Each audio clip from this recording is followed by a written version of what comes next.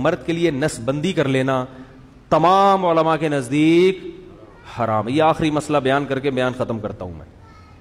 حضرت مولانا طارق جمیل صاحب ہم ان کی خاک کے برابر بھی نہیں ہیں.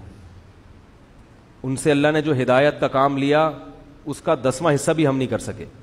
بہت بڑے بزرگ ہیں لیکن کوئی کتنا بھی بڑا عالم ہو اس سے مسٹیک ہو سکتی ہے. حضرت سے یہ غلطی ہوئی ہے کہ انہوں نے ایک بھری محفل میں یہ بتایا کہ گاؤں میں ایک عورت کے 10 بچے تھے تو میں نے اس عورت کو مشورہ دیا کہ آپریشن کر لو.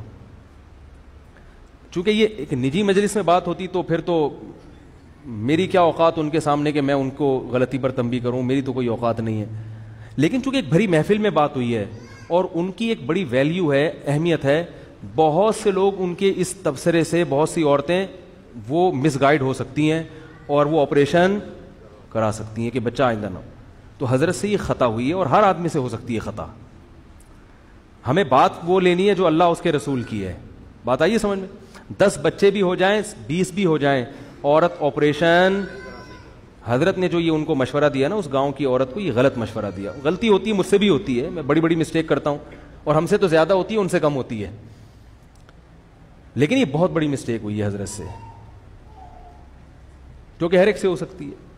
لیکن یہ غلط ہے, حرام ہے. 10 کیا 15 بچے بھی ہو جائیں, آپ حمل روکنے کے لیے آپریشن نہیں کر سکتے, نہ مرد نسبندی کر سکتا ہے. اس کی دلیل کیا ہے؟ دلیل اس کی یہ ہے کہ اللہ نے انسان کو اس کے جسم میں کانٹ چھانٹ کی اجازت نہیں دی ہے. خودکشی کیوں حرام ہے؟ آپ اپنے آپ کو مار نہیں سکتے. آنکھ پھوڑنا جائز ہے اپنی, کیونکہ آنکھ میں دیکھنے کی طاقت ہے. آپ کو یہ اجازت نہیں ہے کہ آپ اپنی آنکھ سے دیکھنے کی طاقت ختم کر دیں. کانوں میں اللہ نے سننے کی طاقت رکھی, آپ کان کی خودکشی نہیں کرا سکتے. یعنی جیسے اپنے آپ کو نہیں مار سکتے تو کسی عضو کو بھی نہیں مار سکتے آپ. بات آ رہی ہے سمجھ میں؟ تو اسی طرح یاد رکھو, عورت میں جو اللہ نے قوت تولید رکھی ہے, کوئی ایسا طریقہ اختیار کرنا کہ یہ سرے سے قوت ہی ختم ہو جائے, تو عورت نے اپنے اس عضو کو ناکارہ بنا دیا. تو جیسے آنکھ کو اندھا بننا جائز نہیں آپ کے لیے, ناک کاٹنا, کان کاٹنا جائز نہیں, تو اسی طرح عورت کے لیے قوت تولید ختم کرنا حرام ہے, کیونکہ یہ قرآن کے بالکل خلاف ہے. قرآن میں آتا ہے کہ شیطان نے یہ کہا کہ میں ان کو حکم دوں گا فَلَا يُغَيِّرُنَّ خَلْقَ اللَّهِ, اللہ یہ اتنے باغی ہو جائیں گے کہ تیری بنائی ہوئی تخلیق کو تبدیل کرنے شروع کر دیں گے. یہ یعنی تو نے جو جس ڈیزائن میں پیدا کیا ہوگا نا, اس تخلیق کو کیا کر دیں گے یہ. تو عورت میں اللہ نے تولید کی صلاحیت رکھی ہے.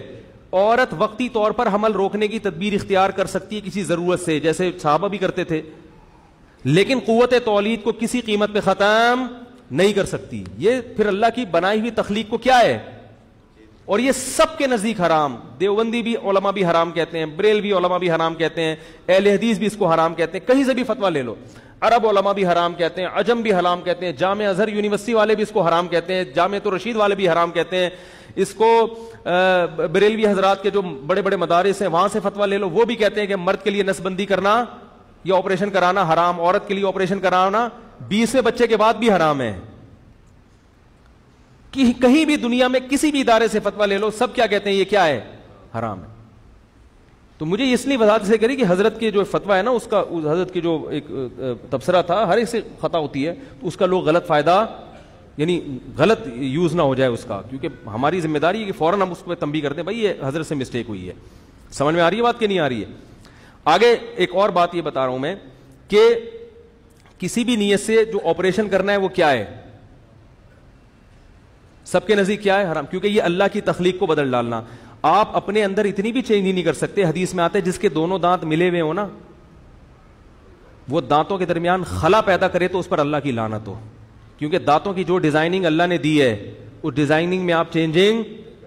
اسلام میں زینت تو ہے, زینت کا مطلب جیسے ہو نا اسی کو لپائی پتائی کر کے ذرا خوبصورت بن جاؤ.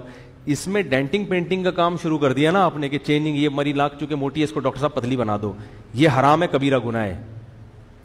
اللہ نے جیسی ناک دی ہے اسی پہ تیل کی مالش کر کے چمکا تو سکتے ہو اس کو, اس کی کٹنگ کر کے باریک نہیں بنا سکتے. آپ کے کان چھوٹے تھے, آپ نے کسی سے کان ادھار لے کے لگوا دیے اپنے, یہ حرام ہے, یہ تغییر خلق اللہ ہے, اللہ کی تخلیق کو کیا ہے, نہیں آ رہی بات, ناجائز. تو جب دانت, ہاں کسی کے دانت باہر نکلے میں بہت زیادہ بھدے لگ رہے ہیں, وہ ایک عیب ہے, وہ بیماری ہے, اس کو ٹھیک کرنے کے لیے اندر بعض لوگوں کے دانت ایسے ہوتے ہیں کہ ایسا لگ رہا ہے مسکرا رہے ہیں حالانکہ رو رہے ہوتے ہیں, وہ اتنے باہر کو نا وہ کھانے میں بھی سواری بچانوں کو, وہ ایک بچپن میں جیسے کوئی عیب پیدا ہو جائے نا, جیسے ایک بچہ لنگڑا پیدا ہو گیا یا ہاتھ مڑے ہوئے ہیں تو اس کو تو سیدھا کیا جا سکتا ہے, وہ عیب ہے. تو ایسے ہی دانت کسی کے باہر نکلے ہوئے بہت زیادہ, اس کو آپریشن کر کے اندر کر سکتے ہیں. لیکن زینت کے لیے اتنی بھی آپ کو ڈینٹنگ پینٹنگ کی اجازت نہیں ہے کہ دانتوں میں خلا ہوتا ہے نا, جیسے نبی کے دانتوں میں خلا تھا, اچھا تھا, تو آپ نے ایسی عورت پہ لعنت فرمائی جو دانتوں میں خلا پیدا کرے, دانتوں کو گھسا کے اپنی مرضی سے ڈیزائن کرے. نا نا نا نا نا, جیسا اللہ نے بنایا 40 سال کے بعد بال کالے کرنا جائز نہیں ہے کہ فطرت کو کیا کر رہے ہو چین.